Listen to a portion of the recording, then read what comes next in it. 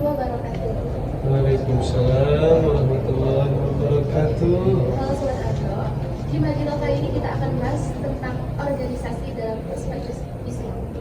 Telah hadir bersama saya di sini Kang Bagus Adi Wijaya atau akrab disapa Kang Bibit selaku Ketua Majlis Kabinet Bersaudara, dan Kang Najib Ihsan Hidayatullah selaku Bendahara Bidang Kerohanian di Majlis Bersaudara.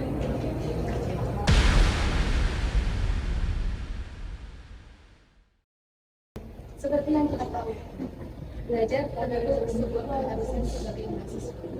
Tapi bukankah belajar itu bukan hanya di ruang kelas, tapi juga bisa di ruang perkumpulan yang memiliki tujuan yang lain, seperti halnya berorganisasi.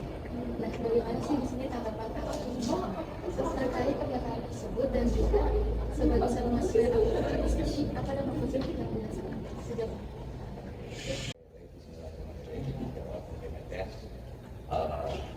Saya sendiri memang suatu ketua umum di mana dari perjalanannya pun menjadi ketua umum kan melalui periode-periode sebelumnya, dan dari awal periode pun ketika saya mengikuti organisasi dalam makna yang positif itu sangat terasa.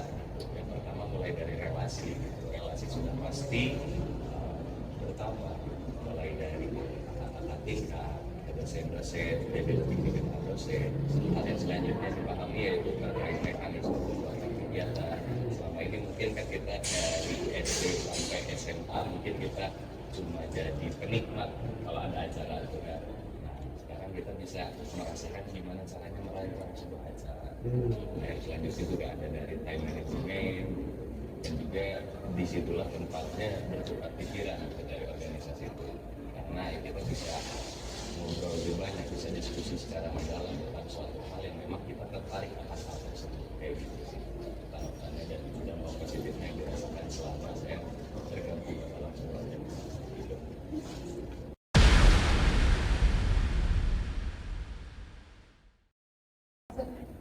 Beralih ke Kang Nadib. Ya, baik. Berdasarkan Quran surat Al-Ankabut ayat 29, dijelaskan bahwa Allah itu senang dengan orang yang bersungguh-sungguh dalam mencari keridhaan-Nya. Nah, bagaimana sih caranya sebagai mahasiswa meluruskannya? Yang penting memang betul sekali Allah sangat menyukai orang yang bersungguh-sungguh dalam dianahu semuanya di dalamnya. Dan juga Allah saat itu pada tanya Allah beserta orang.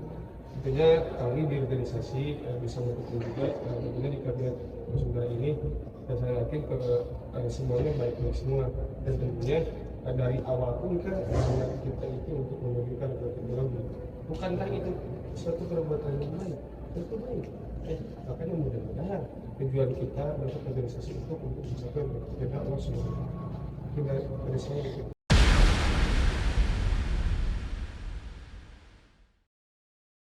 Bagaimana manajemen waktu yang baik antara organisasi, pemerintahan, dan supaya semuanya berjalan? Baik. Nah, kalau terkait manajemen waktu yang baik tentunya ada dari skala prioritas.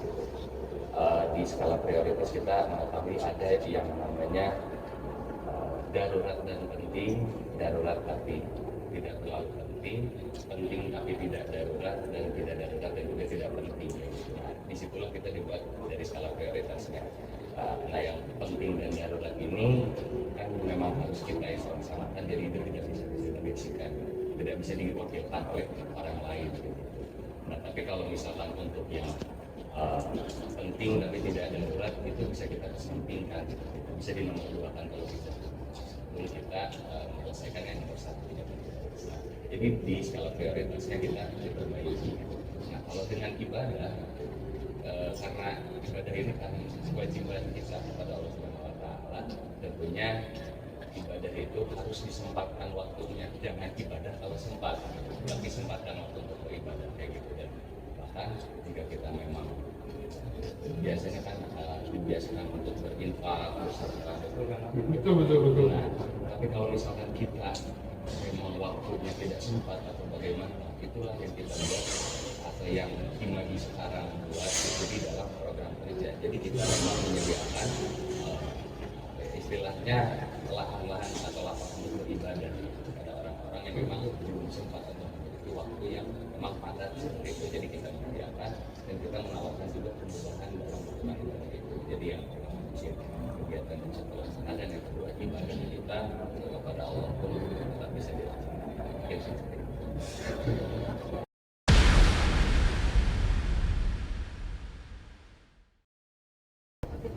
Oke, Kak Nadi. Menurut sebagian mahasiswa, pandangan mereka itu organisasi itu kan capek. Bagaimana sih cara kita melakukan capek seharusnya? Oke. Supaya kita merasa semua itu tidak sia-sia. Apalagi dalam Al-Quran surah ayat 91 ya. Kalau terkait capek itu wajar. Cuman Syekh Ali Jabir, jadi di dunia ini itu ada capek dan istirahat itu di akhirat.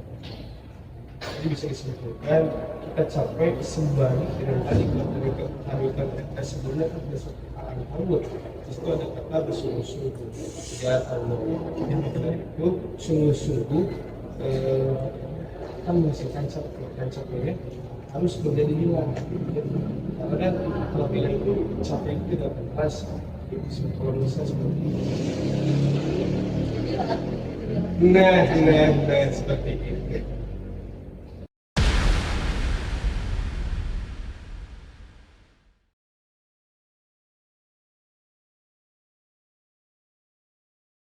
Kita sekarang berbicara dalam urusan bisnis. Oke, sir.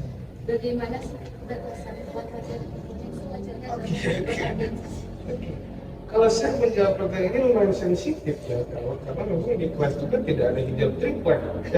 Justru duduk itu ya saling berdekatan. Cuma batasan antara hidup perempuan yang penting tidak ada nafsu di dalamnya.